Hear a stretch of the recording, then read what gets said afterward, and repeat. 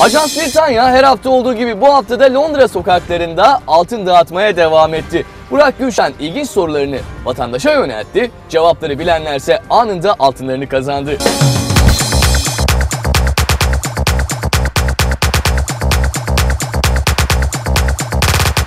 Şimdi estetikte yeni bir çığır açıldı ve traktör lastiğinden derin aklı yapılıyor. Ve bu istenmeyen tüyler işte üzerleri kaplanıyor. İstenmeyen tüylerden böylece kurtuluyorsun. Traktör tekerleği biraz şey geliyor. Traktör tekerleği mi? Hayır, ama onun içindeki o şamyeli var ya, oradan yapacaklar. Bu saç ekiminde kullanılıyor ya da istenmeyen tüylerin üstünü kaplıyorlar böyle. Bu meşhur bizim bir tane şarkıcı var ya, sürekli estetik ameliyat yaptırıyordu. Neydi? Bayan. Pop şarkıcısı. Ajda Pekkan mı? Ajda Pekkan, bravo. İşte o da mesela böyle bir şeyi destekliyor. Tüylerin alınması için yapılan o uygulama neydi? Ondan da yaptırabiliriz. Saçımız bakıyor var yani. Neydi o ya? Kıl tüy dökümü. Onları alıyorlar ya. Kılları falan alıyorlar ya vücutlarda istenme. Neydi onun adı? Sen hatırlıyor musun? Epilasyondu ya. Epilasyon. Ama hatırlamadın. Hatırlasaydın, doğru cevap verseydin, sorduğum soruları 3 tane soruya doğru yanıt verseydin, Ajans Britanya'dan altın kazanacaktın. Ve şu anda gizli kameradasın. Kamera ve diğer kameramız da yukarıda, el sallarsanız. Ya arkadaşlar, şimdi siz bayansınız, anlarsınız bu işlerden. Estetikte yeni bir çığır açıldı artık ve traktör lastiğinden derin aklı yapılıyor. Bu istenmeyen tüylerin üzeri kaplanıyor. Tüylerden kurtuluyorsun. Korkunç. Korkunç mu? Tamam. Niye? Mantıklı gelmedi mi? Ya traktör lastiği, silikondan nasıl estetik bazı şeyler yapılıyor? O kimin aklına gelmiş? He? O kimin aklına gelmiş? Vallahi uzmanlar, tıp otoriteleri demek ki bulmuşlar bir şekilde. Öyle olmuş yani. Hatta bu bizim meşhur şarkıcımız neydi?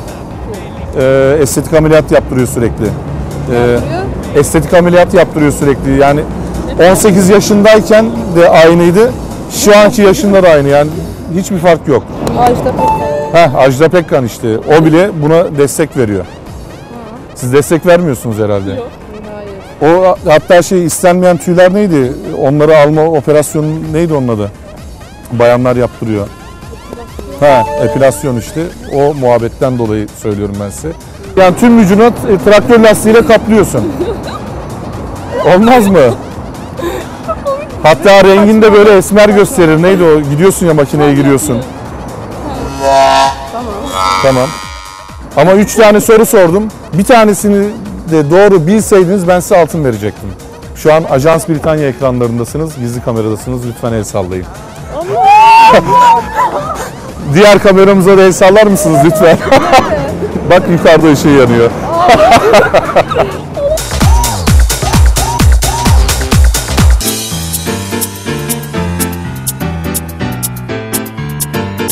Yarışma heyecanı Londra sokaklarında tam hız devam ederken şimdi kısa bir ara diyoruz. Çünkü yanımızda Mustafa Bey var. Yine bu haftada her hafta olduğu gibi altın modasını konuşacağız. Yatırımı konuşacağız. Neler var bugün gündeminizde? Öncelikle hoş geldiniz tekrar. Akbaş Kuyumculuk'ta bu hafta beyaz altına değineceğiz. Burada şu an görmüş olduğunuz gibi yüzüklerimiz, bilekliklerimiz var. Beyaz altın zaten yazın daha çok rağbet görüyor. Havaların sıcak olmasından dolayı modaya daha iyi uyuyor diye düşünüyoruz. Ve aynı zamanda sarı altın gibi çok sarı belli etmediği için daha çok rağbet görüyor. Daha çok gençler tercih ediyor beyaz altını. Aynı zamanda gençler tercih ediyor dediniz, ancak burada yüzüklerin dışında bir de bileklikler var. İsterseniz biraz da bilekliklerden bahsedelim. Evet, bilekliklerde taşlı taşsız, yanı sıra nazar boncuklu, daha ince ve nazik duran bileklikler var. Yanı sıra bu pırlanta da olabiliyor. Yani burada görmüş olduğunuz bilekliklerin aynı şekilde pırlantalısı da oluyor. Sohbetimizi burada noktalayacağız, ancak son olarak neler söylemek istersiniz? Evet, Akbaş Kuyumculuk Haringey Green Lanes üzerinde taksitle satışlarımız var bildiğiniz gibi. Biz buradan tüm Londralara sesleniyoruz. Buyursunlar gelsinler. Ve bunun yanı sıra her türlü tamir de yapıyoruz. Herkese teşekkür ederiz. Biz teşekkür ediyoruz ve şimdi hep birlikte yarışma heyecanına yeniden dönüyoruz.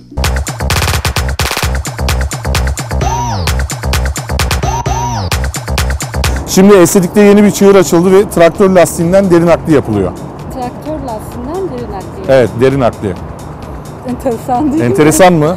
Bu istenmeyen Yani- tüylerin üzerini kaplıyorlar.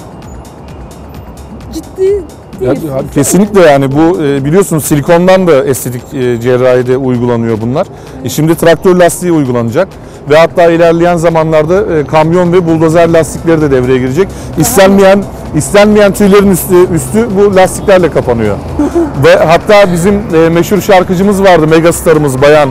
O da sürekli estetik yaptırıyor ya, neydi? Genç kızken de aynı. Pekkan. Ajda Pekkan işte. O da mesela bu traktör lastiği uygulamasını Şaşmam Ajda Pekkan yaparsa bunu. traktör lastiği uygulamasını çok beğendi.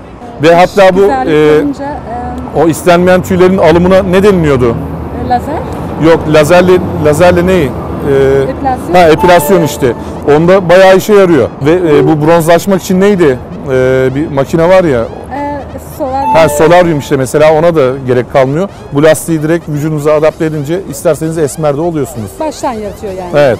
Ben size 3 tane soru sordum ve 3 tane soruyu da doğru yanıtladığınız için Ajans Britanya'dan altın kazandınız. Kameralarımıza lütfen el sallayın. Ne zaman nerede oldu? Ve diğer kameramız da yukarıda sizi çekiyor. Çok teşekkür ederim. Biz teşekkür ederiz. İsterseniz içini açıp bir bakın. Teşekkürler. Bakalım ne varmış. Evet. Bunu hemen kızıma takayım ben. Evet. Bekliyor muydunuz böyle bir hediye? Hayır, açıkçası hiç beklemiyordum. Sorularım nasıl Yani, geldi size? Soruları hiç fark etmedim bile. Ne zaman sordunuz diye. Ve işte altını Peki, kazandınız. Teşekkür ederiz Akbaş Kuyumculuğa. Biz teşekkür ederiz efendim. Peki.